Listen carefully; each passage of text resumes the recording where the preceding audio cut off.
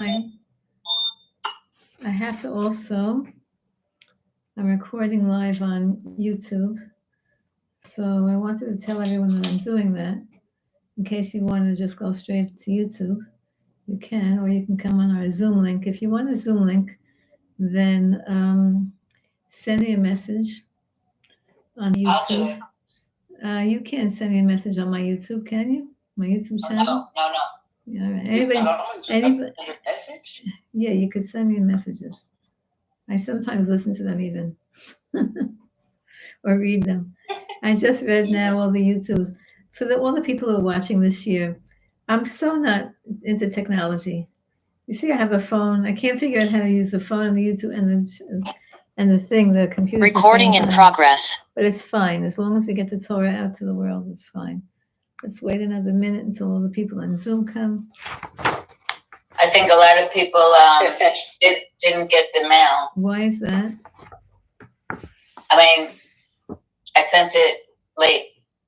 Yesterday? Right? Okay. I sent it yesterday, which is what I always do, but it's everybody's still poor. Everybody's still in Purim, and I'm planning on talking about Pesach and get like knocking everybody's. No, that's good. That's good. We need to realize what's going on here. Okay. I think next week is our last year. Yeah, that's why I'm starting about Pesach now, so that I can get in as much as I want. Good idea. I'm going to still have a Thursday, a Monday, and a Thursday share probably. So for those who want to continue with us just to learn something during the week, you can get onto the Thursday share, which I don't do. Well, yeah, it comes on this channel, right? They're the ones who set me up this channel, right? Thank you, this Thursday share from the UK, from Seed in the UK, who set up this YouTube channel. And thank you, Rebbetzin. Can get on Sunday, Thursday? And thank you, Rebbetzin Normal, for setting up the Wednesday. Thursday, yeah, I give classes, Baruch Hashem, all the time. But they put it on, so the Thursday people from the UK made this made this YouTube channel. That's pretty funny that I have a YouTube channel.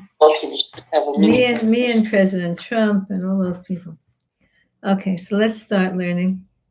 We're going to learn today about Pesach. We're starting today about Pesach, and we'll have a shir this today, Bezrat Hashem, and on Wednesday next week, Bezrat Hashem, and then again we'll see how much we'll see how much I get done in the house. That's how much. That's how my shiurim in Nisan are decided.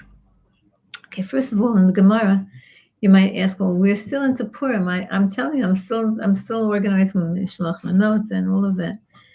And so why are we talking about Pesach? We're still in Adar. So the Gemara in Pesachim, the Talmud in Pesachim says, Sha'alim v'dorshim b'hilchos Pesach kodem Pesach shloshim yom. For 30 days before Pesach starts, we begin to ask questions. We begin to prepare and get ready for Pesach. 30 days, but there's as you know, there's some. Everybody knows that Chazal. Everyone knows that Chazal. 30 days before any holiday, we get ready for the holiday. Are you recording this on a video, Gitzi? Yeah. Okay, doesn't matter. 30 days before a holiday, but you don't realize that there's a machlokas involved here. It says video and audio. Wow, kol hakavod. Reb Shimon ben Gamliel Omer, Shtei Shabbatot. Reb Shimon ben Gamliel says you only start getting ready for Pesach from Rosh Chodesh Nisan, 2 weeks, Rosh Chodesh Nisan. And then there's another teaching that says that you only have to start getting work done. Now, ladies, this is going to maybe shock you a little bit, but the Gemara says, Sarich hachana liyadayim arba yamim.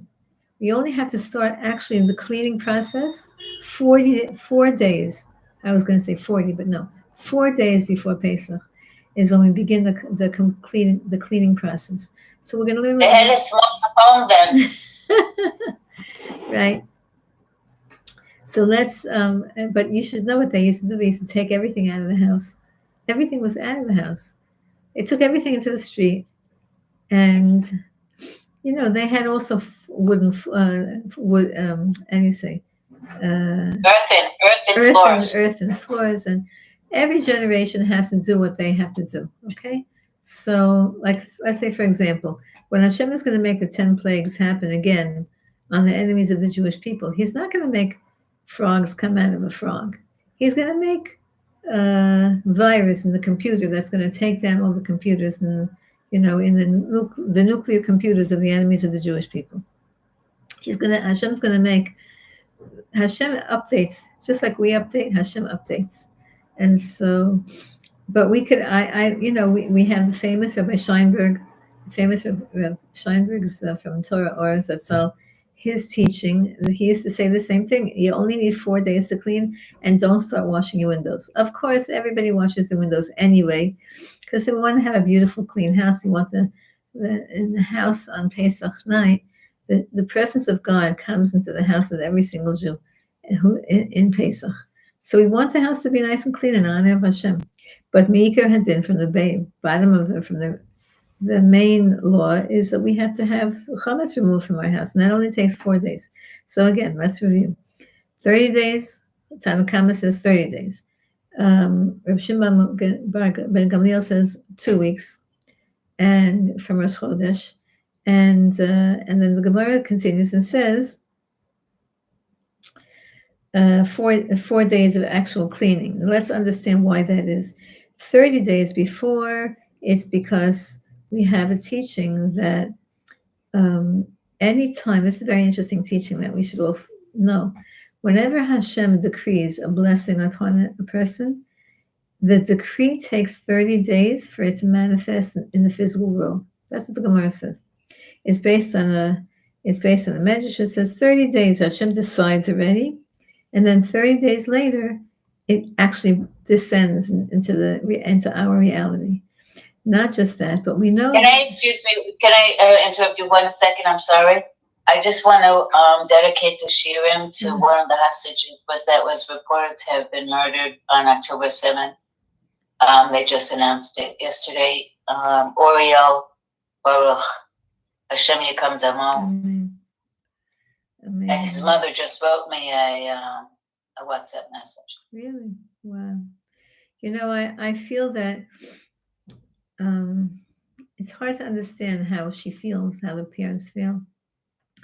But on a certain level, it might be a nechama, it might be a comfort to know that they didn't go through torture and that they were right away murdered. Al Kiddush Hashem. Everyone. It's a nechama, but they want the back. All right. Listen, the truth is one of the mothers wrote me, "This is the worst possible news." The worst possible what?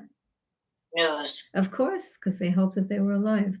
But on the other hand, if you know that they didn't, that they passed away already 5 months ago, and in the Shemaim, they've been in the highest palaces in Shemaim in heaven. It's a chassid nechama that, I can't say anything about it. Hashem has to comfort everybody. Okay, let's just learn Torah, because Torah is the biggest comfort. So the Gemara says, why 30 days? Because 30 days also, it takes 30 days. When Moshe Rabbeinu announced Pesach, so the people who were Tamei, Lanefesh, they asked him what to do, and he said, there's going to be another 30 days from now, is going to be Pesach Sheni, and you'll be able to participate in Pesach then. So he gave them 30 days notice, heads up. So because of that, 30 days before, we also start to study. Also, as I said before, just to repeat it, then the Zohar Kodesh, the Zohar says that whenever Hashem makes a decree, you feel the comfort of it for 30 days, but then it manifests in this world 30 days after the Shemaim opens for you.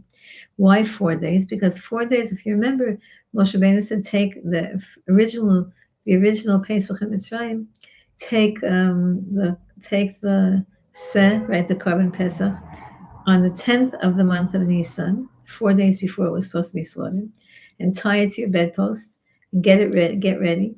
So in Lemaisa, in actuality, the actual physical preparations of Pesach in Mitzrayim took 4 days. Take that lamb, tie it to your bedpost, arrange which group you're going to have your Korban Pesach with, took 4 days. So anyway, we're starting 30 days before because we need a big heads up. But that's a little bit of the Gemara and the logic of why you have different opinions in the Gemara. That anyone who's ever studied Talmud, and now there's so many ways to study Talmud. in English and in Daf Yomis and in all whatever. But it's interesting to see how every opinion has a root and a base in halacha and in psukim in Torah. Excuse me. Okay, so now that's intro. That's what we're learning today. Also intros because we don't have too much time in terms of our shir. Now we're going to learn today what we learn every single year about the food of Pesach, because Pesach, is all about food. It might sound so unholy or I don't know what mundane, but if you understand what food is, if we would only understand what food is and what it does, and what we're accomplishing when we're eating, if we would only understand that, we would be on a whole different level. After all, understand the first command that was given to Adam and Chava was about food. Food contains sparks of holiness. This is a little bit of mysticism, and we don't see sparks of holiness, but it's there. It's a specific. Food has specific sparks of holiness that are resonating with the soul of a Jew, and when we eat properly, with a blessing beforehand, and of course it's kosher, then we're releasing the sparks of holiness into the universe and into our body. When you make the after bracha, after you've finished eating, then the sparks of holiness that are in your body spread throughout the entire body and bring healing, spiritual healing and physical healing to the entire organ, to the entire person. So, and that's the source of the funny joke that we always say by every holiday. They tried to kill us. Hashem saved us. Let's eat. Yes, let's thank Hashem. Let's eat. Let's thank Hashem. Let's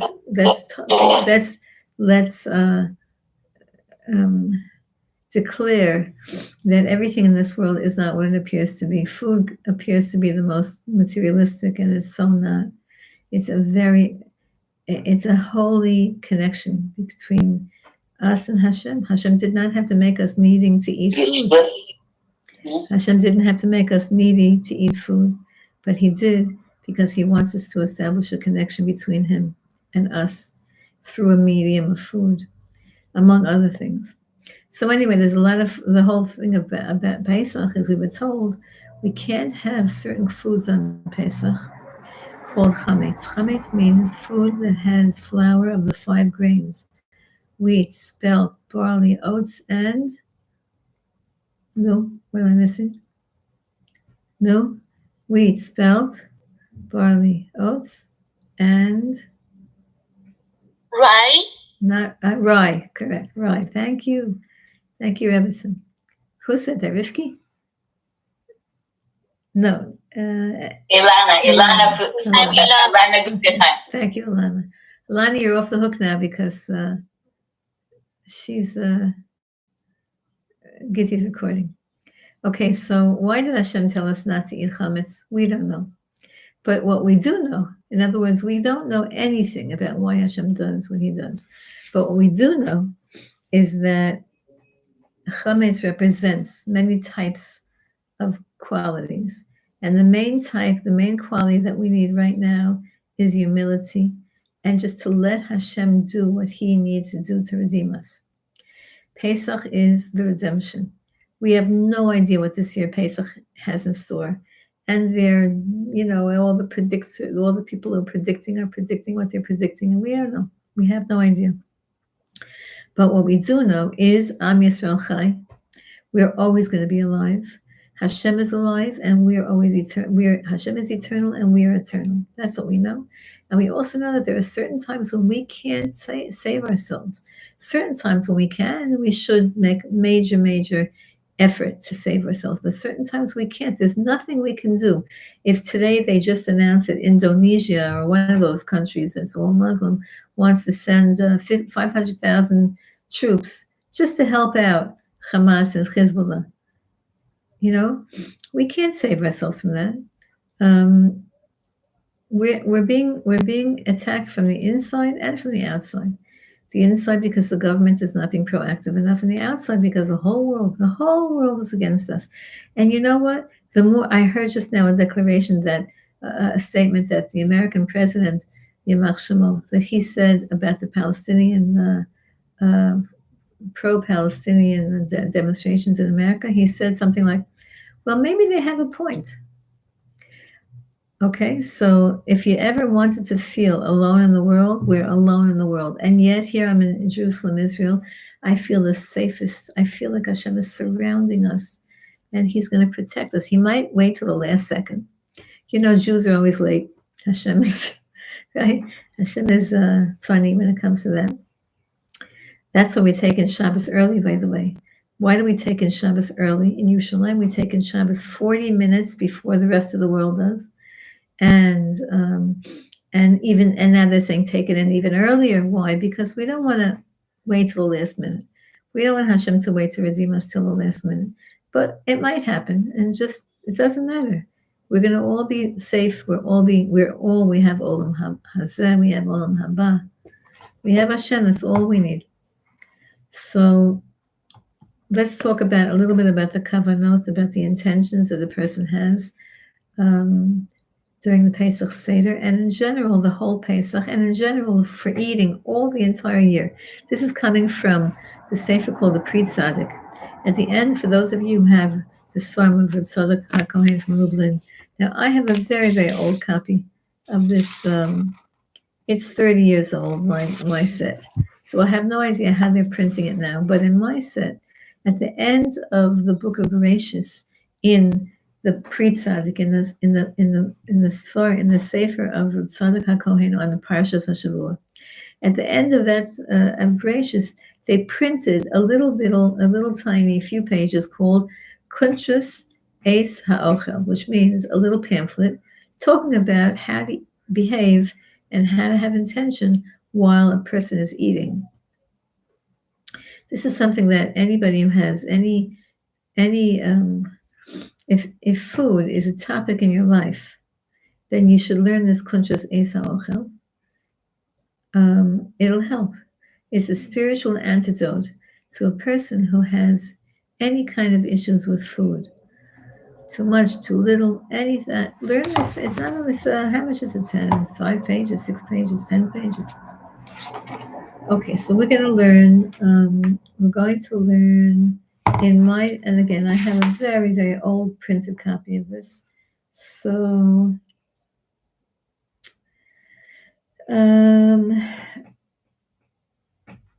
I'm sorry, Rabbi Silva. Can you repeat where it is from? What the sefer it's called? It's called like this. It's called Kuntrus. A Kuntrus is Aramaic for a pamphlet or a small book or an article even.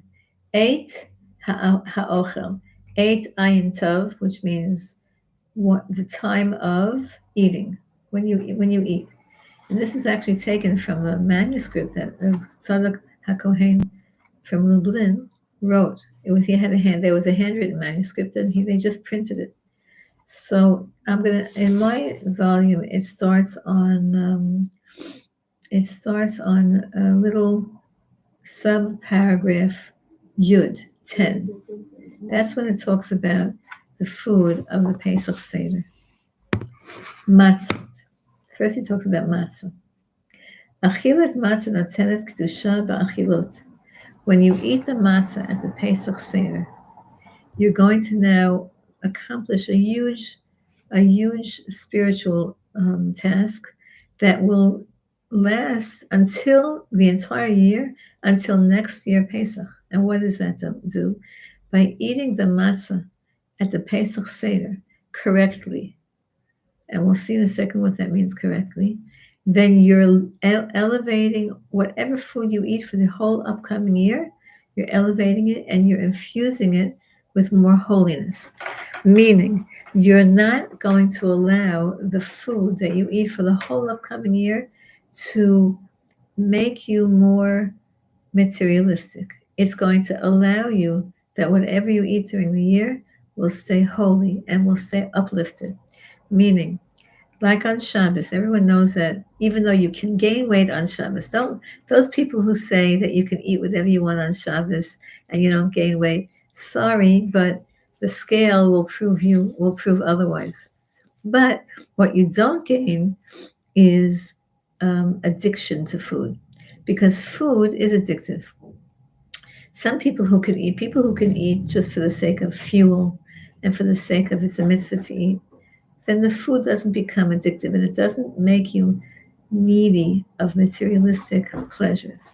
But if you eat if you're a regular person, and you eat regularly, then food could become either an obsession or an addiction or a topic that you're terrified of, so you can't eat. Food is a thing. It's a thing, and there's a spiritual reason for that's happening now, and that is because we're at the end of time, clearly at the end of time. And the first commandment of Adam and Chava was about food. The first mistake that humanity made was about food, and therefore the last fixing spiritually is about food. So when you eat matzah on the Pesach Seder, then you're giving holiness to all the food that you eat during the year, and it will have less of a devastating effect on you, because food could have a devastating effect. Kichol mitzvah bifrat oto shenuvarchim aleh asher kishan mitzvah tzivanu mosef kedusha b'adam. Any mitzvah that you do, especially any mitzvah that you do with any physical object, especially a mitzvah that you do when you say the bracha beforehand, Baruch atah Hashem, blessed are you Hashem, Elokeinu, our God, Melech haolam, King of the universe, Asher kiddeshanu, that you sanctified us, b'mitzvotav, with your mitzvah, v'tzivanu, when you commanded us, and then you say whatever you say, Lasok b'divrei Torah, Hadlik ner shel Shabbos, or alachilas matzah, whenever you say the blessing, acknowledging that Hashem commanded us to do a mitzvah and we're now about to do that mitzvah, then that blessing and the items that you use for that blessing are elevated. U'biyichud be'oto ever v'koach sha'al yadeh na'aset, especially with whatever object you're using. For example, if you say Asher Kisha Mitzvah Tzivana Achilas Matzah, so you're elevating your mouth and you're elevating your food, your digestive system, that whole ma'arechet, that whole system. When you say the bracha of learning Torah, so you're elevating your mind and your mouth and your eyes and your ears and all of the systems that your body is using to study Torah. And you're also elevating your money, because every one of those mitzvahs cost money, meaning to learn Torah you have to buy a book, to eat matzah you have to buy the matzah. So you're elevating everything in your life. We have no clue how elevated we are, especially now that the world is so misunderstanding us. How could it be that they're accusing us of genocide when we're feeding the whole Gaza? We're feeding and we're giving jobs to all of these Arabs. They have citizenship. How absurd can you get? I always tell you that I think the reason that Hashem is making it crazier and crazier in the world is because there are still some people who still have hope. They have hope. They'll trust America. They'll trust, I don't know, whoever people put their trust into that's not God. So Hashem takes that whole system and shows how absurd it is. Governments, even our government, armies, even our army, they should be blessed. You can't trust, they can't put your trust, we can't trust anything but Hashem. Then when we trust Hashem and we make minimal effort, then Hashem makes miracles happen. Okay, so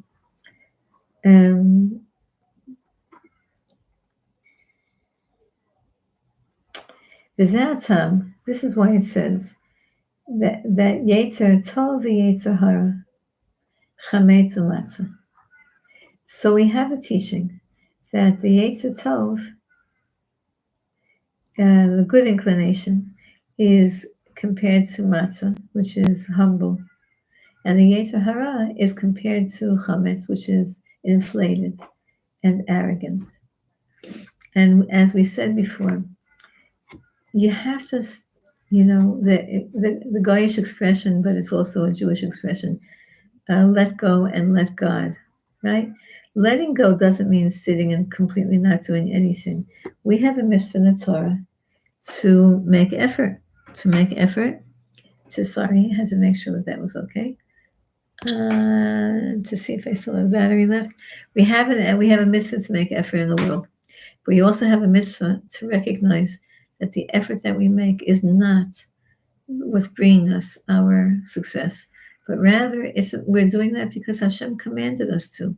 On the highest level of emunah, on the highest level of belief and trusting in God, the highest level, we absent ourselves completely from the area of success, and we say, Hashem, everything is to you, everything is from you, everything is you.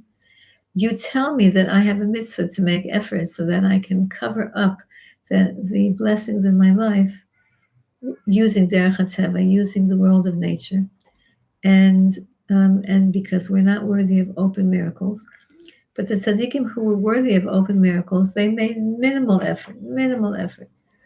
The very special teaching of Reb Zusha, that he knew that everything came from Hashem, but he also had one of his students who was working in his house, in Reb Zusha's house, and every morning when Reb Zusha was ready to eat breakfast, which was probably like the middle of the day, Reb Zusha would say out loud, Hashem, Zusha's hungry. And then the student would recognize that was the clue, that was like the password, and he would bring in the breakfast to the Rebbe's room. So this happened for months and months and months until the student once said, how come Reb Zusha says, Hashem, I'm hungry, and then I bring him the food? How come I'm not involved here? How come I'm sure Reb Zusha said thank you to him, but it's me, I'm bringing the food. So what is this? And so the student decided that one day when Reb Zusha is going to say that, he's not going to bring the breakfast. And that's exactly what happened. Reb Zusha was, whatever that day was, Reb Zusha said, Hashem, I'm hungry, Zusha is hungry.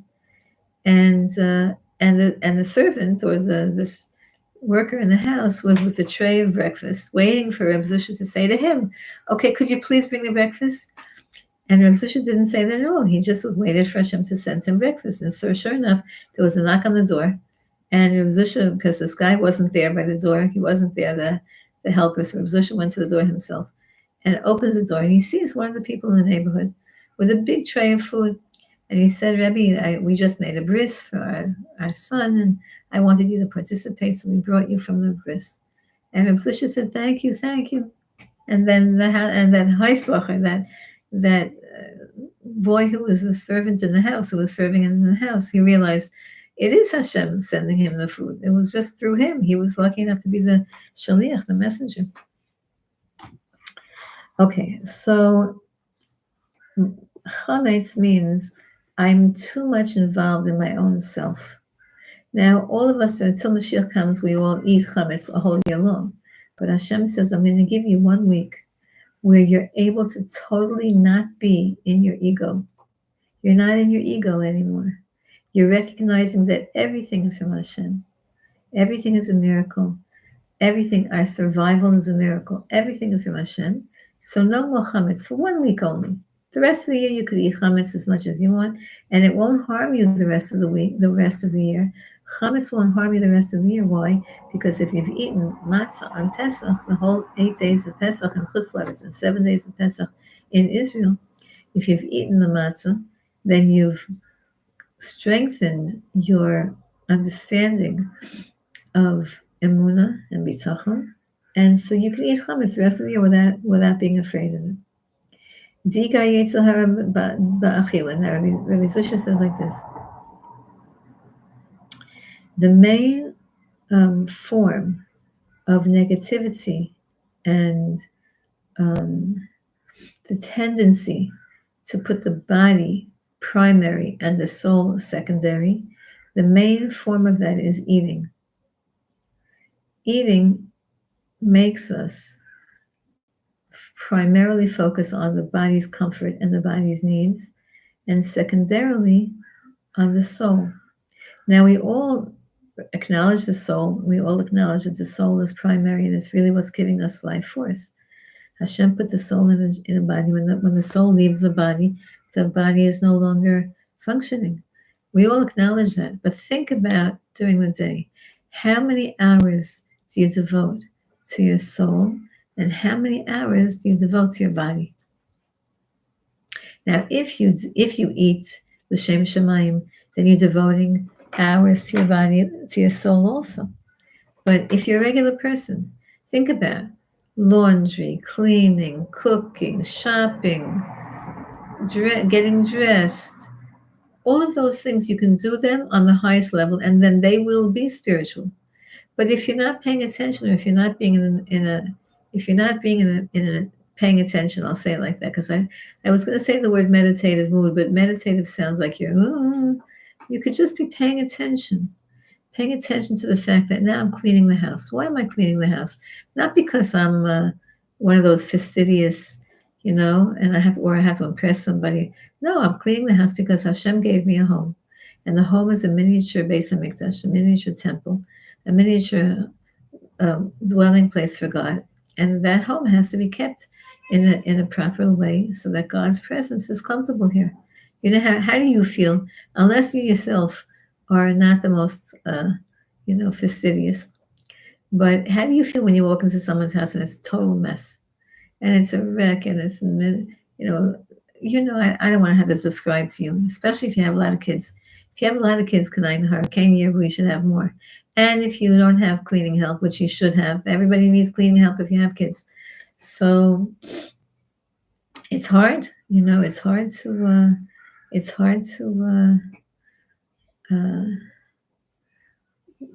to keep everything clean. It's a lot of effort.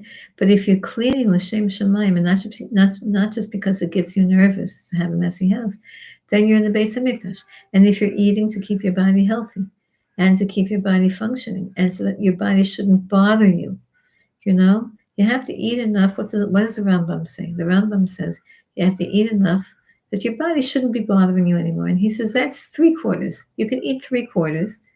In other words, don't stuff yourself. When you stuff yourself, your body's bothering you again because you feel horrible. What do you have to do? You have to eat enough that your body is not nudging you to eat. You can go on. So he says 3/4.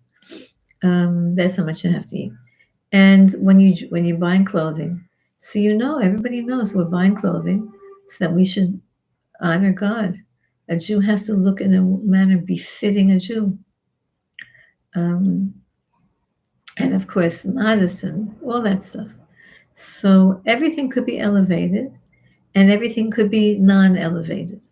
So he says that the root of all Yetzer Hara is achila. Now, achila, food, eating, it means the entire spectrum of putting the physical body before the spiritual body. I had really the most remarkable Purim, b'chasei Hashem, with God's such kindness to me. But I did not sleep a lot from Friday night until, Monday night? What's today? Today is Wednesday. So Tuesday, Monday night, I had the first amount of sleep. So Friday night, Matzah Shabbos. Sunday night, 3 nights, no sleep. Now, I'm a person I'm used to sleep. I'm not one of those people who can do 2 hours a night. I have friends who can, and I admire them, and I'm a little jealous of them. But I need more than 2 hours or more than 4 hours of sleep a night. And I don't know how I did it. I went straight for a couple of days because the filling up of the filling up of Purim. Then, of course, I took a long nap Tuesday afternoon, but the physicality weighs us down. But the spirituality, if you can, the tzaddikim, they don't need to sleep. They don't know how to sleep even because they're always in a state of dveikus. They're getting fed and they're getting nourished in a different way. But regular people like us, so food, meaning taking in the physical world in a non-spiritual way, is the shorish of the nachash, is what feeds the Yetzer Hara. V'negdo achilas matzah.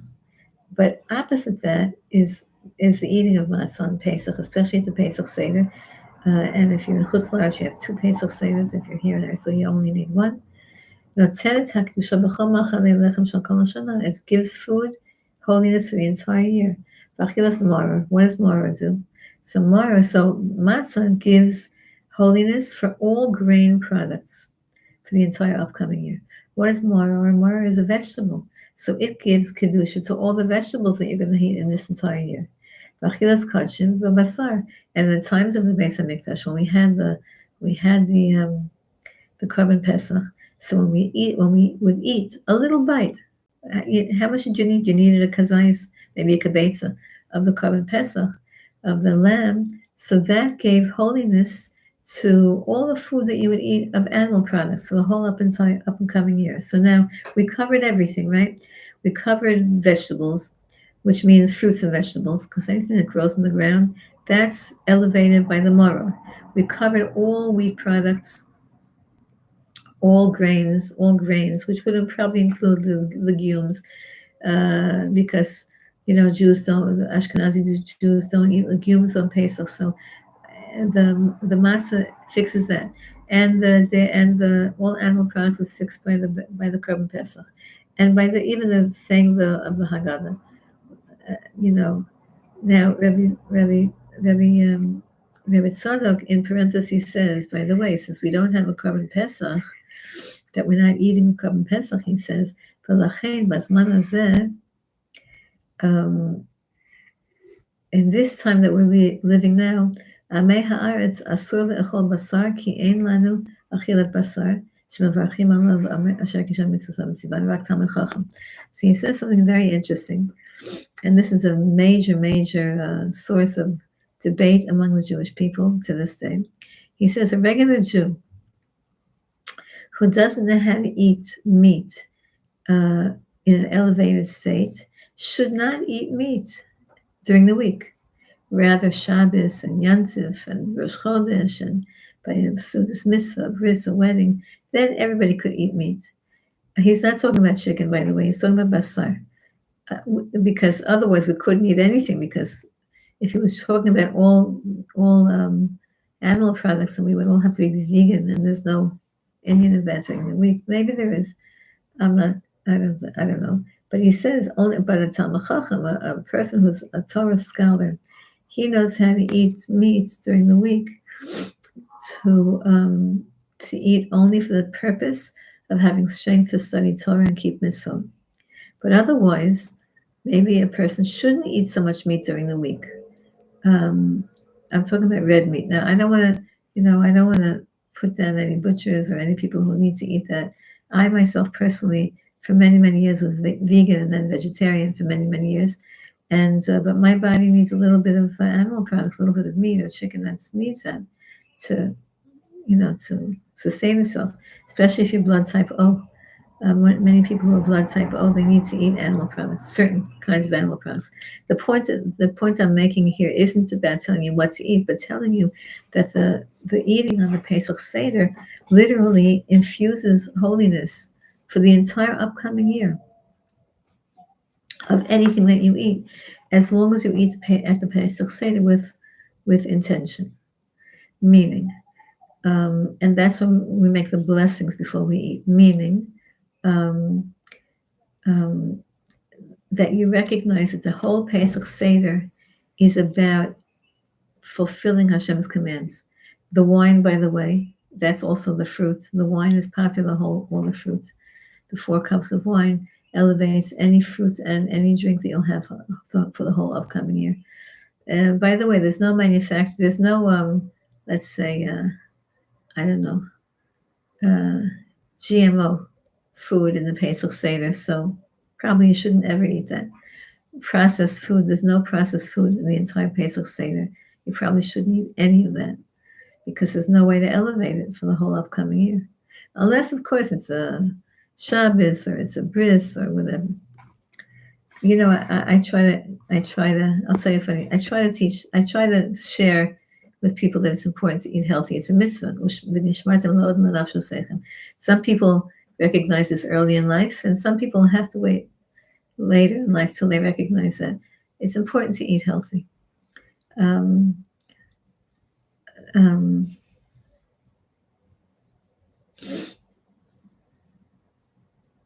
Rebbetzin, can I ask a question? Yeah, I was just thinking to myself if I should tell you the following story or not, so you can. So I'll give you a pause. I'll give you a pause for that. In your Haggadah, do you have a Hareini Mu'chanim before Matzah Maror? Before everything that you do, you say all the preparations. Hareini Mu'chanim Mezuman, L'Shem Yichud Kudshabichim, Shchinte. You have that in your Haggadah? Because we don't have it in our Haggadah. So get yourself a new Haggadah. Yeah, really? Yeah. No, because let's say I was saying are you still using the Maxwell House Haggadah from like I have it, but I'm not using it, but I love it. I have it as a memento. A memento, yeah. But I used to do it before Shema, and I was told not to do it. Before what? Shema. Shema. Shema. And I was told not to do it. In the middle of in Shacharis? Yeah. No. Of course not. You can't talk then. Because you're in the middle of a bracha. Right. No, you can't do that. Okay. You do all the Hareinis before you start Shacharis, if you want to know that. You have to get a Chassidish Seder, and or a Sfardish Eidot HaMizrach Seder, because they have all the Hakdam before the whole davening. They have all the Shem Yichud Shabichul Shchinte and the whole of all the things, and Hareinis and all of those things are in the Eidot HaMizrach Seder. Mine does it for Kiddush, but not for. But we don't do it in the Seder. Right, you can't say it in a time where you're not allowed to speak. That's why it's a machlokas if you could say it between Al Netilas Yadayim when you wash for Hamotzi on the Pesach Seder, right? So you're not supposed to have a hefsek between Al Netilas Yadayim, right, and the brachas. So there you say before you begin all the mitzvahs of eating at the Seder, right, before you wash your hands for Hamotzi. That's when you say all of the preparations. For those of you who don't know what she's talking about, and maybe you didn't hear it, because she's on a Zoom and she's on the computer. So Rebbetzin Normile, who's the organizer of the YouTube, who's far from a Rebbetzin, who's a very holy Rebbetzin. So for those of you who don't know what a Rebbetzin is a very holy lady. You're all Rebbetzins. I'm giving you smicha. All of you are all Rebbetzins. So she says that there's a preparatory prayer that unless you have a Sephardic Siddur translated into English, you might not have seen this. But before we do any mitzvah in any time, we say, I am preparing myself now to do the mitzvah of, and whatever the mitzvah is. And there's a certain terminology there's a certain that's written. You could say it in English, but it's best to say it in the Hebrew as the rabbis formulated it. So, and there's also another phrase that we say, which is, I'm about to do this mitzvah because I want to make a unification. And this is very Kabbalistic. The unification between Hashem and the Jewish people. I'll say it like that.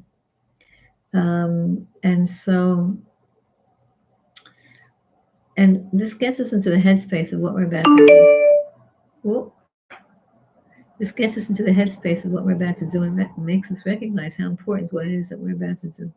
So Gitzi asked, oh no, what happened? I don't know what just happened. Oh, it's still going. 1 second, let me just plug in my computer because it's making me nervous. Just a second, ladies.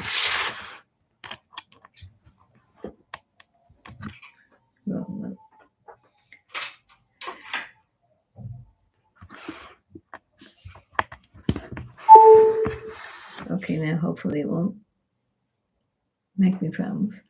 So Gitzi's asking if you're supposed to say that before the Pesach, before the eating of the Pesach, and you heard the answer is that before you begin eating not before the Pesach Seder, but before you wash your hands for Matzah, because then you're going to have the Matzah, then you're going to have the Maror, then you're going to have the sandwich, then you're going to eat the meal. But for the Matzah, Maror, and the sandwich, you want to say so you can say before the sandwich, you could say the Hareini or the Yichud. But before the Matzah, you should say all the preparations before you wash your hands. That way, there's no hefsek, there's no stopping. Okay, so now we know that the Pesach Seder is so magical and so spiritually powerful that it fixes eating for the whole entire year. And that's why I'm going to tell you an interesting secret. The day before Pesach, for those, let's say the Pesach Seder is on what this year's Moshe Shabbos went. No, it's Monday night, right? The Pesach Seder is Monday night or Sunday night. So then I think Monday night, Bezrat Hashem. So Monday, during the day of Monday, the firstborn, people who are born, a male firstborn, fasts on the Erev Pesach. And one of the reasons, many reasons, one of the many reasons is because fasting also elevates food. It elevates the food that you're going to eat. Nowadays, most people, so they fast also because last year, Pesach was a whole year ago. So now the power of the food, the holiness of the food is like wearing down. So some people fast. Most people go to a siyum, which is probably the best thing to do because you want to have strength for the Pesach Seder. Most men who are bechor go to a siyum. They go to a celebration of somebody has to finish a Torah book, finish learning it, and begin starting it again. And so there's a celebration that we make called a siyum. A siyum means the culmination of studying a Torah book. If you're invited to a siyum or if you have a bris to go to, then you don't have to fast. Okay, so now we know that. Now listen to what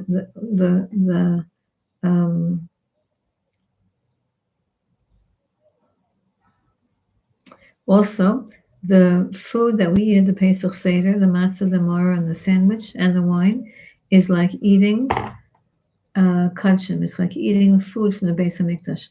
We have 2 times a year when we're able to eat something that has a status, the spiritual status, almost the spiritual status of Beis HaMikdash food that was offered on the temple, and that is Pesach Seder night, and the first meal of Sukkot, the hamotzi of Sukkot. We also eat it quickly, like we eat the matzah quickly. We eat a kazayis quickly of challah. Some people actually have a little bit of matzah left over from Pesach, from the previous Pesach. Those 2 foods, those 2 hamotzis that we make are considered, spiritually, they're considered on the level of Beis HaMikdash food. That's good. That's why you're going to eat it with your eyes closed and meditatively. We'll talk next week in Mitzvah Shem about the meditations the thoughts a person's supposed to have while they're eating, while they're chewing, while they're swallowing, while they're drinking. Another thing we have, the Zohar Kodesh says that the matzah, besides the fact that it has kedusha, it has holiness. Now, in our exile right now, we're so far away from the Beis HaMikdash, we forgot what it feels like to eat food that has holiness. We forgot what the body feels like when it intakes holy food. But it's there. It happens. You have to have emunah. It happens. And so the Zohar says that matzah has several, besides being holy, it has several other properties. One of them is it's called the food of emunah. When you eat the matzah at the Pesach Seder, you're eating emunah. Literally, you're eating something that will help you to upgrade your emunah, your belief in faith in God for the whole upcoming year. And if no one at your Seder knows that, then you should announce that before the eating. You should say, everybody, we're going to be eating matzah. And some of the kavanot, some of the intentions, and some of the advantages are the first advantage, and the first is always, so we're doing this only because Hashem said so.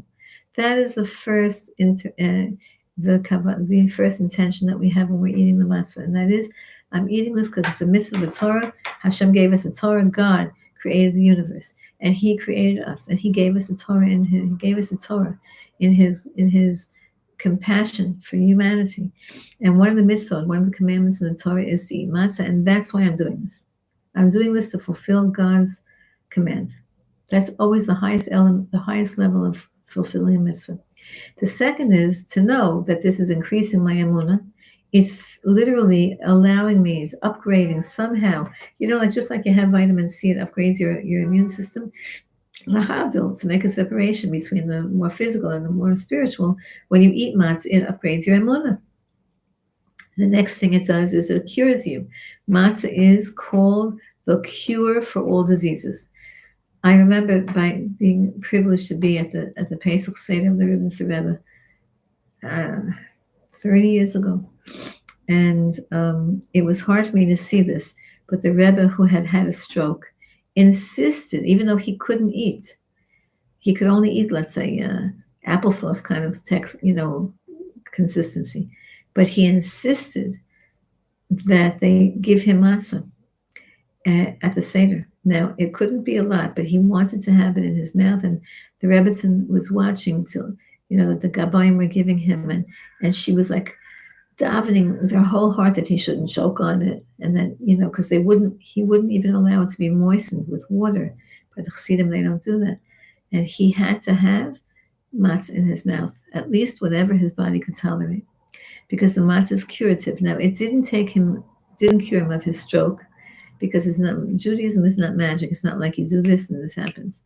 But Chazal tell us that it helps you, it heals you, it heals the body, it heals the soul, it brings holiness into the body. And so, therefore, of course, we're going to eat this with concentration and meditation and davening in our mind.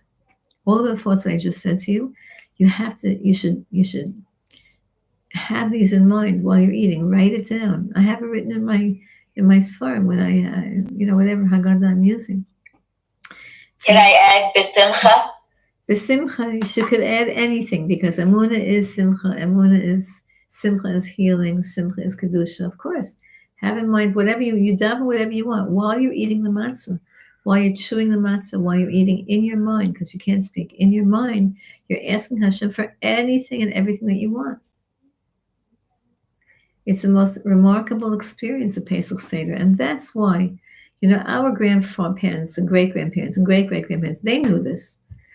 And it wasn't like at the Pesach Seder, it wasn't like levity and joking and, making faces and, that kind of stuff. That only happens in America, and, when we never forgot.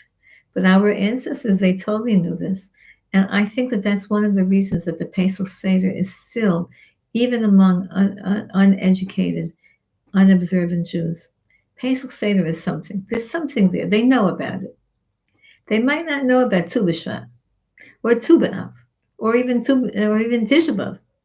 People who are uneducated, Jews who are uneducated or unaffiliated or unobservant, but they know about Pesach, and they feel like, let's have a Passover meal, whatever they do at that Passover meal, because it's so powerful, Pesach. So for us who are privileged to be learned and to be observant, for us who are privileged, we have to maximize. So have in mind for all Jews. Nowadays, we do everything for all Jews. My Shalach Manos, Mishloach Manos, one of my students gave me the most beautiful Mishloach Manos. And she gave me, it said, please, if you eat any of this, have in mind the hostage that she adopted. And she gave the name. So now everyone is doing everything for everybody. B'Shem Kol Yisrael. Observant or not observant. Okay, that's a little bit of the power of matzah. I have still more time. I still have more time.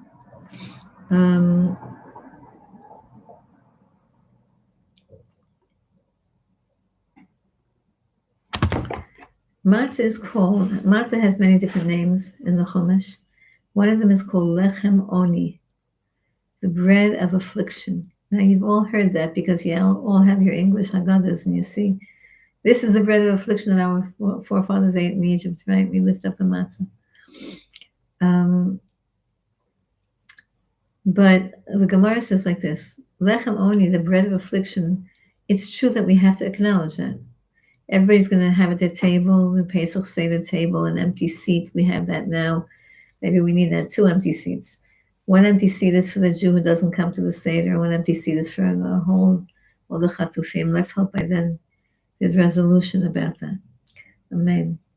But Lechem Oni, so at the Seder we keep juggling back and forth between wealth and poverty, between redemption and affliction.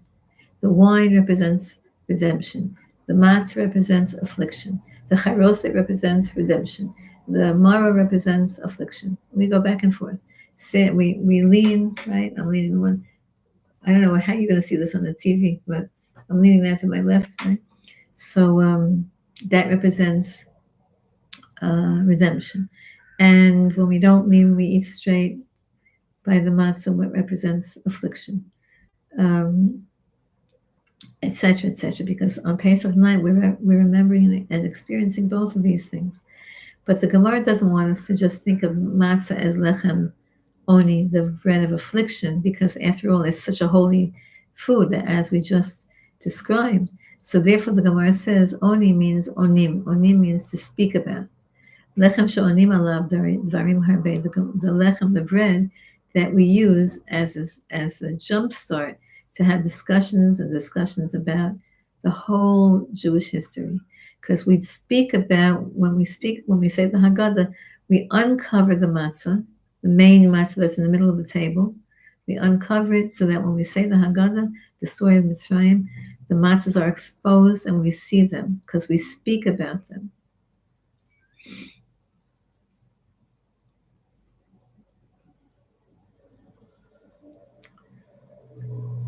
Okay.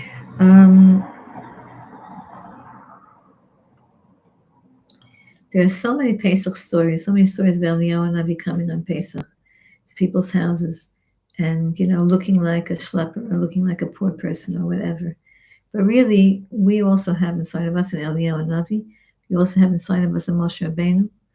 Each one of us has a little bit of Mashiach inside of us. And we're living in a very remarkable time.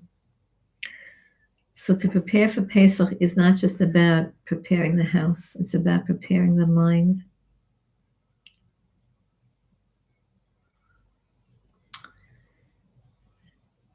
Preparing what to say at the Pesach Seder table. Preparing to receive Hashem's love. It says in the Haggadah, and it says based on the Chumash, that when Hashem redeemed us from Mitzrayim, when Hashem took us out of Egypt, which was the beginning of the redemption, of the eternal redemption, and the beginning of Hashem took us out of Mitzrayim to be our God. So Hashem came himself. He didn't send a messenger. He didn't send a shaliach. He didn't send angels and forces, and all of those are creations. Hashem created these things, and He uses them. When Hashem sends you Hashem, let's say a person has a headache, and they tell him, please Hashem, take away my headache, and then they take an Acamol, or they take a Tylenol, or whatever you have in the UK or whatever. So the Acamol, Tylenol is like an angel. It's a messenger. It's Hashem allows the chemicals in that pill to help you relax and take away the pain. But at the Pesach Seder night, there was no intermediary. There was nothing except Hashem's presence. And the whole Jewish people, and actually the whole entire world, felt Hashem's presence descending on the world. And I really hope that comes again, because that's what Mashiach is going to be. We're asking every day for Malchus Hashem, the kingship of Hashem, the presence of God in the world. Malchus Beis David, the presence of the kingship, the leadership of David HaMelech and Mashiach Tzidkenu, and the Beis HaMikdash, the building of the Beis HaMikdash. When Hashem's presence is coming into the world, people keep saying, when are we going to know? How are we going to know when Mashiach came? How are we going to know it's Mashiach? You're going to so know. It's not even a question, because Hashem's presence will come into the world. And then no one will have a question. And you will not need internet to tell you that Mashiach came. You'll know it. And let's hope it happens now. Bezrat Hashem. Okay, now I have to do all these things now. I have to do the computer. So 1 second. First, I'm going to end the computer. Okay, bye everybody on YouTube. See you next week. I just noticed now again, because I'm not a YouTube kind of I just started noticing that people are sending comments. So thank you so much for all the comments that you sent. I read them all. I'll try to respond, but I'm not so great at that. But thank you. It was wonderful to see somebody responded from different places. Tell me where you're from. Somebody from Phoenix, Arizona said, oh, the ladies in Phoenix are sending regards. So we usually have Yerushalmim and my students from New York and New Jersey, but I'm very happy to see that people are learning, and we should learn together, Bezrat Hashem. We should learn together to be better Jews and to be better servants of Hashem, to serve Hashem with a full heart, with a happy heart. Have a good Shabbos. Thank you Till so next much. week. Thank you so much. Thank you so Wait, much. I'm not finished with you. You stay on. Let's see. Yes, she was. Yeah. Okay. Okay. Ended.